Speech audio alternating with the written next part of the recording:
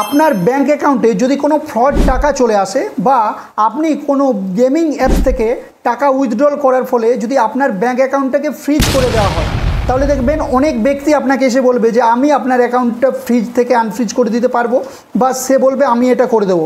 কিন্তু আপনি কারোর কথাই কান দেবেন না, কারণ এটার শুধুমাত্র একটাই রাস্তা আছে, সেটা হচ্ছে আপনি আপনার ওই ব্রাঞ্চে, ব্যাংকের ব্রাঞ্চে গিয়ে কন্ট্যাক্ট করবেন।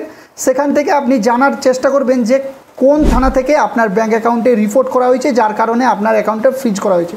ওনাদের কাছ থেকে ওই তথ্যটা নিয়ে আপনি ডাইরেক্ট সেই থানাতে গিয়ে কন্ট্যাক্ট করবেন। সেখানে কন্ট্যাক্ট করার পর ওনাদের কাছে সমস্ত প্রসেস প্রক্রিয়া আপনি জানবেন এবং এটাও জানবেন যে কী কারণে আপনার অ্যাকাউন্টটা ফ্রিজ করা হয়েছে। এবং তারপর আপনি ওই প্রসেসগুলো কমপ্লিট করার পর ওই থানা থেকে আপনার ব্রাঞ্চে একটা মেল করা হবে। ওই মেলে আপনার অ্যাকাউন্টটা আনফ্রিজের কথা বলা হবে এবং তারপরেই আপনার ব্যাঙ্ক অ্যাকাউন্টটা আনফ্রিজ করা হবে। আদারওয়াইজ এর কথা ওর কথাই কিন্তু আপনার ব্যাঙ্ক অ্যাকাউন্ট কোনো দিনও আনফ্রিজ করা হবে না। ভিডিওটা অন্যদের সাথে শেয়ার করে দেবেন।